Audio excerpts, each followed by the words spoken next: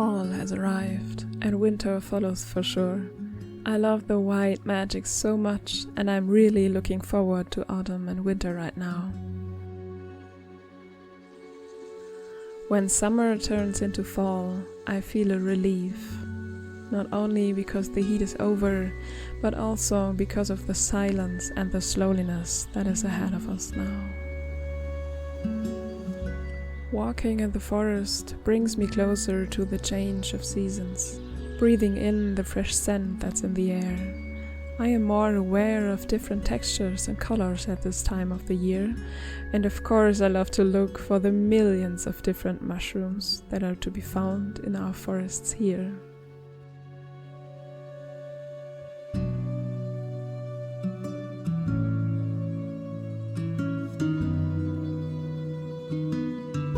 Misty mornings are divine, and I'm thankful to be able to witness these views where we live. Because the mist often lays a grey blanket on the landscape, I use the last days of late summer to collect colors. There is a children's book where a mouse, his name was Frederick, did exactly that to prepare for winter, while his friends harvested and foraged food for the family.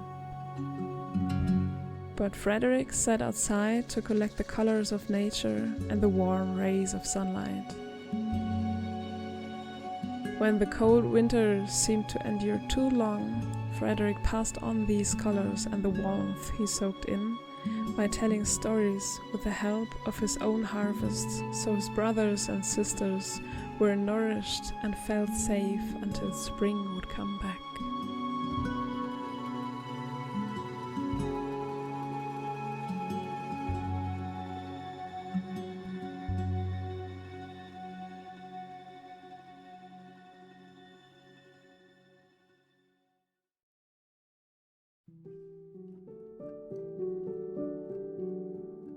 Our winter preparations started with the ripening of the mirabelles in my parents' garden.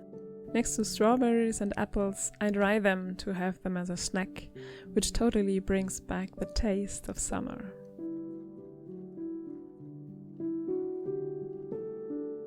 In this video, I'll take you with me through the weeks of our winter preparations.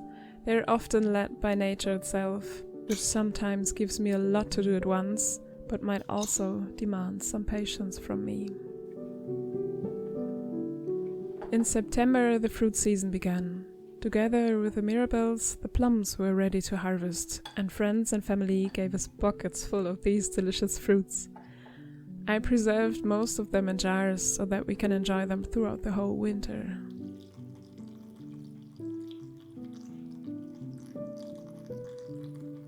It's a simple method to store them outside the fridge, and it's absolutely worth the time. I love to be able to make this kind of self-supply for my family.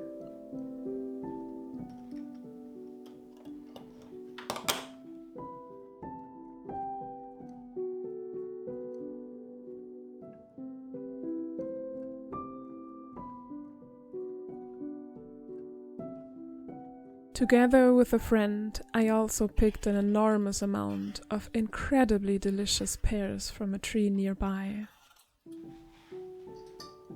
I like to eat them in my muesli for breakfast, together with bitter chocolate and cacao nibs, every day from September until hopefully the end of winter.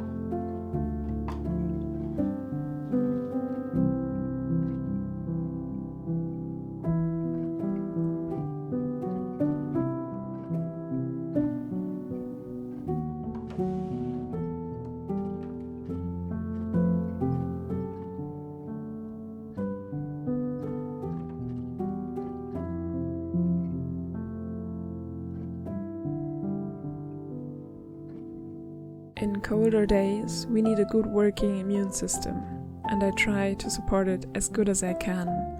One of the best plants I know that helps against colds and gives a lot of vitamin C, antioxidants, and works antiviral is the elder tree.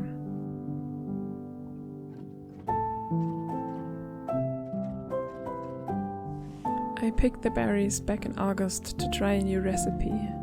Fermented elderberries with my own honey makes a new part of my herbal apothecary that is a powerful stimulant for the immune system.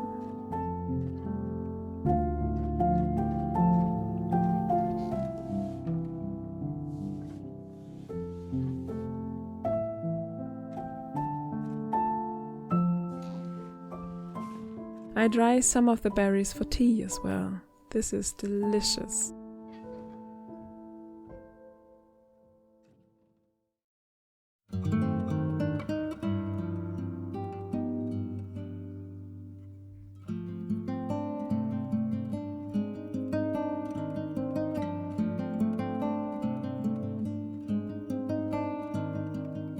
Earlier in summer I also picked a lot of elderflowers because this plant just has so many medicinal benefits and tastes so good.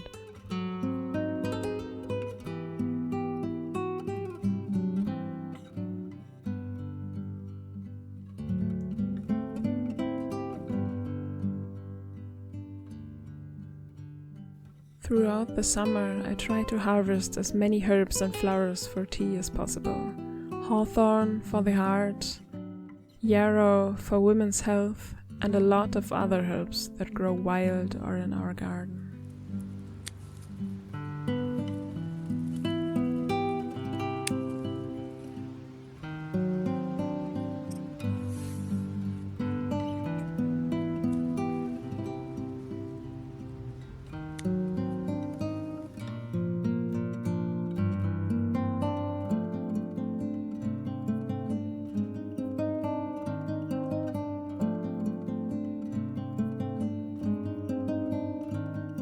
As I got more into fermenting, I also tried to ferment my own tea.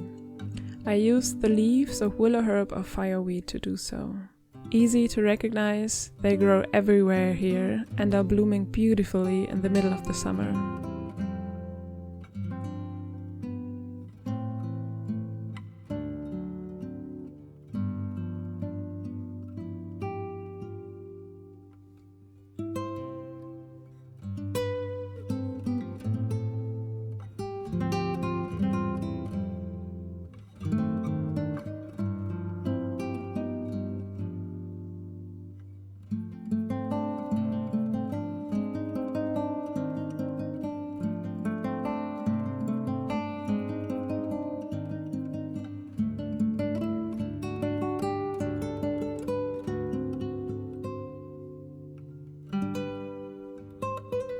The fermented leaf balls have become my new most favorite scent of summer, and the tea has this wonderful taste too.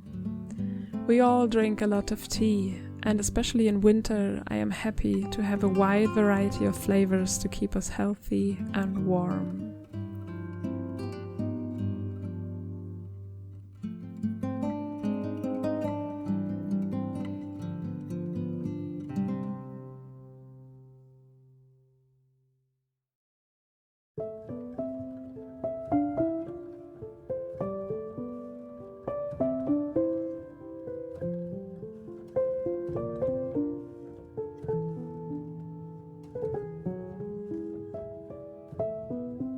White winter is pure magic, and I can't wait for the first snow to come, even though these months will be freezing, especially this year.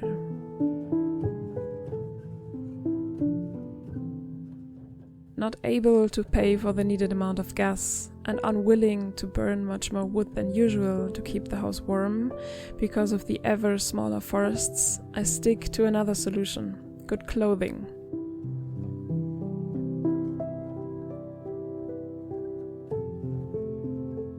I like to buy second-hand, and the internet makes it easy to choose from a lot of lovely pieces of clothing. I fell in love with this sweater and wear it quite often now. I think it goes very well with the colors of autumn.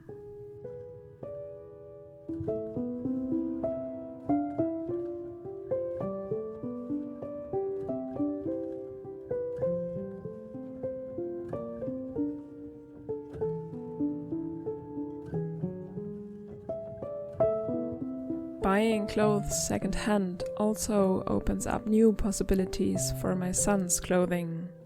It's the third winter now that I buy big woolen sweaters to sew something warm for him. They never cost much, but all pieces I bought were in a very good condition.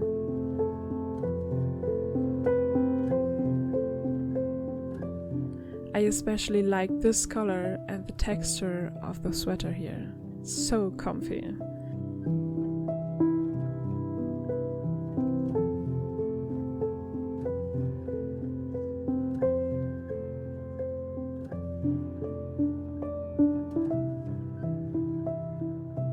I only started sewing when our son was a couple of months old, but I had good teachers and a lot of time to practice and a thankful kid to wear the clothes I now love so much.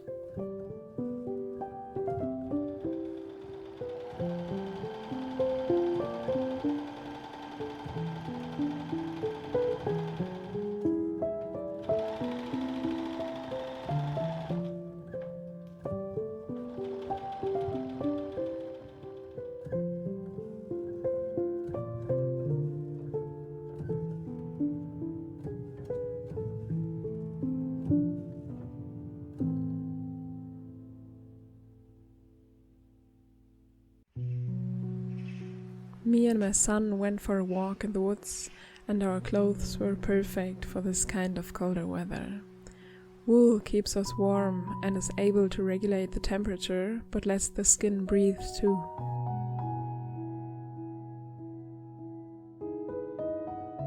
The blue sweater I'm wearing is an organic cashmere fabric my mom gave to me recently, which I am very thankful for.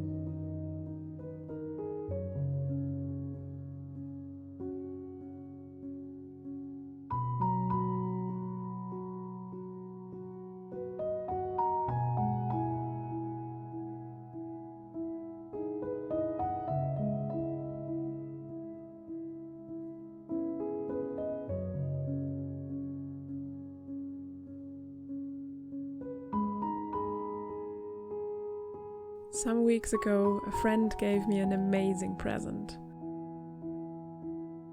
She gave me a painting, and look, that's me from our thumbnail of the Norway video.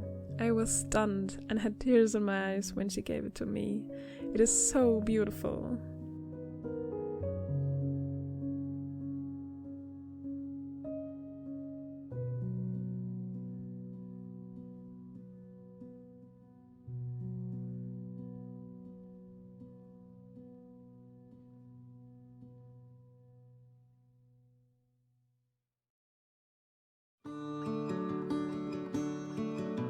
When the days get darker, I love to light up more candles. This year I wanted to dip candles from my own beeswax. I keep bees for a couple of years now, and next to the honey I also harvest the wax.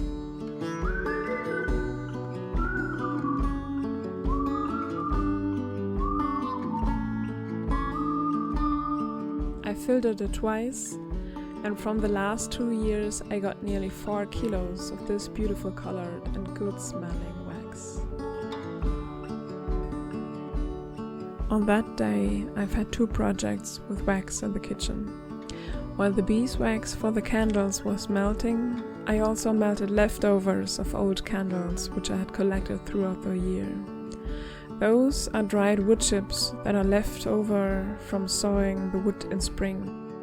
They will make very good firelighters. I put the wood chips into an egg box and wait for the wax to be melted.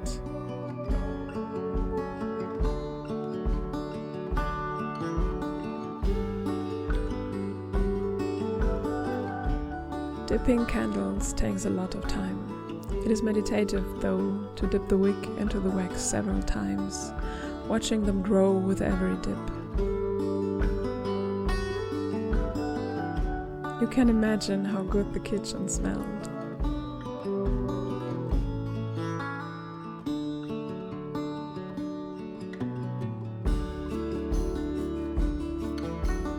I pour the recycled wax on the wood chips, which make them burn longer in the fireplace, and set them aside to cool down.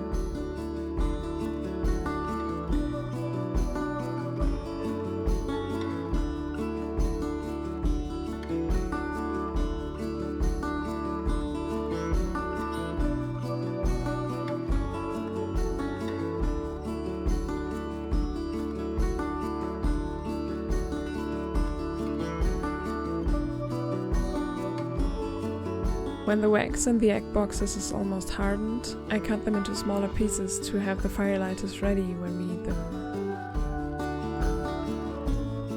This was a quick project, and I love that it was made completely from leftovers.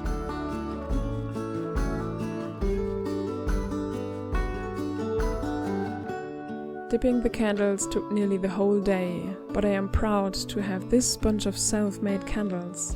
Now the dark months can come. I try this light to be the first I see in the already darker mornings, and the last light I see at night before I go to sleep.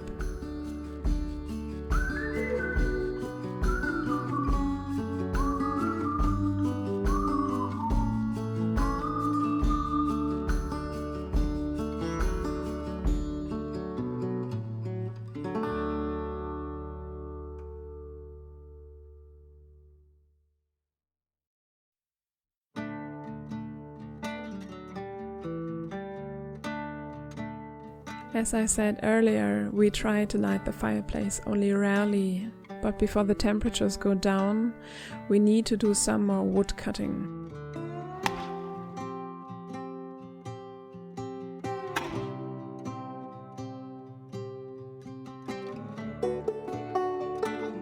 This spring, we inherited my great-grandfather's old axe, who was born in the late 19th century. It is possibly more than 100 years old, but that's why it needs some care. The handle broke like after only a couple of chops. As it was so long part of my family, my boyfriend got the plan to restore the axe.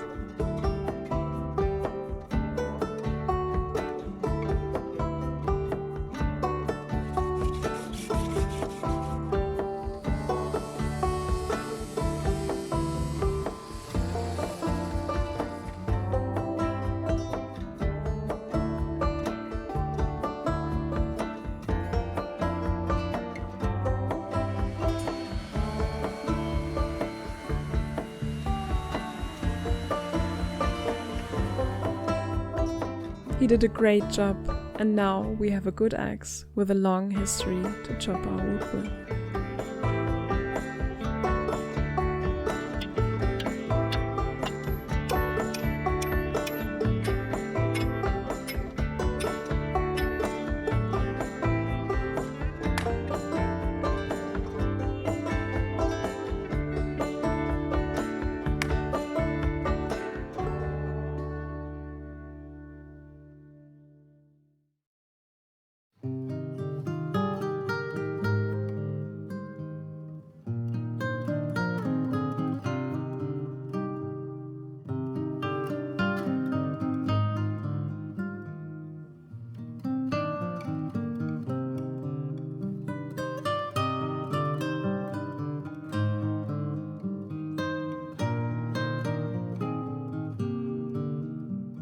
We hope you enjoyed this video. If you liked it, please hit the subscribe button and set the bell to walk with us through the winter at our place. Our channel grew a lot recently, and we are so happy to have you all here. Thank you for watching.